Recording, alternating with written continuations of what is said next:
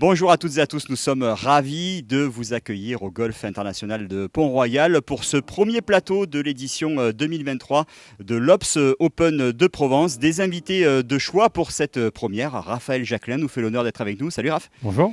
Et puis Jérôme Lorédy, le directeur du golf, et son adjoint Thibaut Sampou. Bonjour messieurs. Première question pour Raph. Comment s'est passée cette première journée? On voit que le temps est exceptionnel, Raph. Elle est exceptionnelle cette journée. Comme tu le dis, il fait grand bleu. Je crois qu'on ne peut pas avoir meilleures conditions pour jouer au golf en tout cas.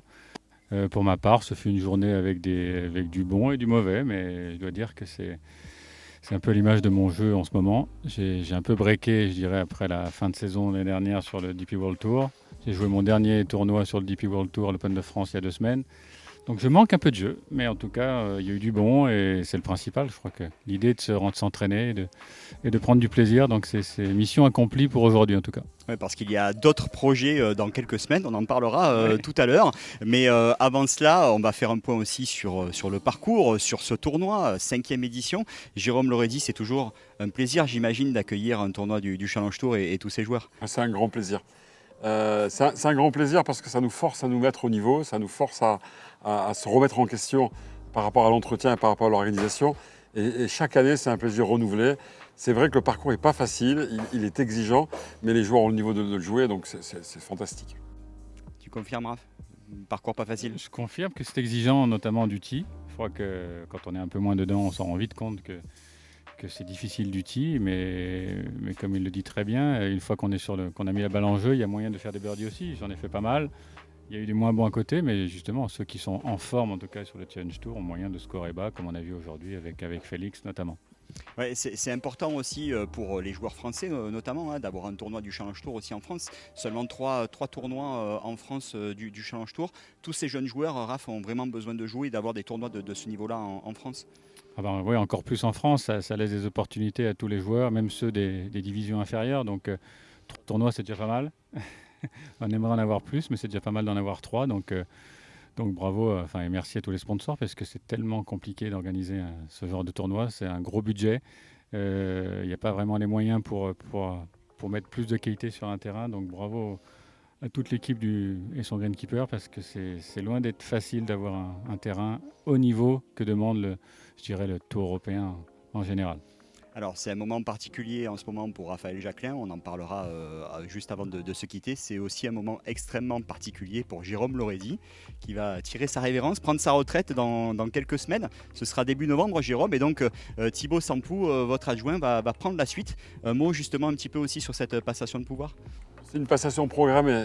Lorsque j'ai embauché Thibaut il y a quelques années, on va pas dire combien d'années, on travaille ensemble mais longtemps, on m'avait demandé quel était le profil de la personne que je recrutais et j'avais dit la personne qui me remplacera. Je ne savais pas que je prenais ma retraite et qu'il serait encore là, mais l'idée c'était de s'adjoindre quelqu'un qui avait les moyens de prendre la suite et qui a les moyens d'être quelqu'un qui soit moteur dans une organisation comme la nôtre, un parcours qui reçoit quand même plus de 50 000 personnes par an, pas mal de personnel, un Challenge Tour qui est une épreuve pas facile, on a fait une Gono il y a 2 ans. Donc un directeur tout seul ne peut pas y arriver. Évidemment, il y a toujours une équipe. On a la chance d'avoir une équipe de terrain de très haut niveau avec un greenkeeper investi depuis la création du parcours. Et moi, j'ai eu la chance de pouvoir m'entourer de gens valables, dont Thibaut.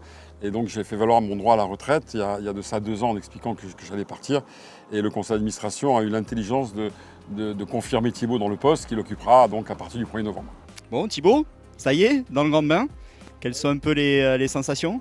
Très, très honoré de prendre la suite de Jérôme. Ça fait 9 ans qu'on travaille ensemble. Jérôme est présent à Pont-Royal depuis 14 ans. Moi, je voulais d'abord saluer le travail colossal de Jérôme parce que quand il est arrivé à Pont-Royal, c'était un club qui était en faillite.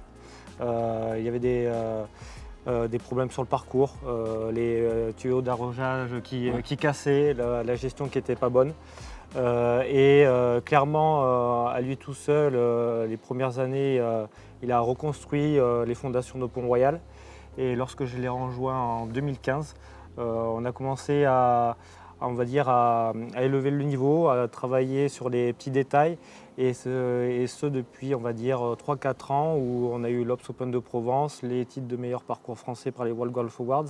Et on a atteint tous les deux un peu une satisfaction personnelle et professionnelle. Et ça, je suis content de l'avoir fait avec Jérôme, ouais, vraiment. Et je pense que vous pouvez vraiment le souligner. Jérôme Loredi, c'est quelqu'un qui, dans le milieu du golf, est un peu le patriarche des directeurs français. Et ça va être un gros manque au sein de l'association des directeurs des golfs français, parce que des personnes comme Jérôme, il n'en existe plus. Ouais, il ne sera pas bien loin quand même. Il va toujours rôder un peu sur les parcours, Jérôme. J'habite au départ du 14 ici, donc je pense que je vais continuer à rôder, oui.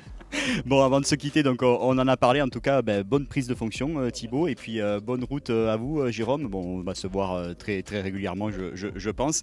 Et puis pour terminer, Raph, donc des nouveaux objectifs ? Ouais, bon, il y en a toujours, il en faut toujours, effectivement. Je vais essayer de me qualifier aux États-Unis sur le Champions Tour fin novembre. Bon, les cartes difficiles puisqu'il n'y a que 4 à 5 places, je crois. Donc oui, ça sera dur. Donc ça permet de cette semaine comme ici à Pont-Royal, permet de m'entraîner et de retrouver un peu mon niveau. Je vais m'entraîner jusqu'à novembre et ensuite je pourrai jouer sur le Legends Tour grâce à ma catégorie carrière monéliste dès mai 2024. Voilà pour le jeu. Mais à côté de ça, il y a pas mal de coaching, notamment sur le tour avec Julien Guerrier, Alexander Lévy, Jiang Mongko aussi. Et ensuite, dans la région, je bosse avec Théo Brizard et notamment, qui est un local, je dirais. Donc, avec Alain, on a monté un programme ensemble, AJ Coaching. Et Alain Alberti, pardon. On a quelques jeunes qu'on entraîne et qui sont notamment au PQ1 et qui ont bien démarré. Bon, voilà, en gros, je m'arrêterai là.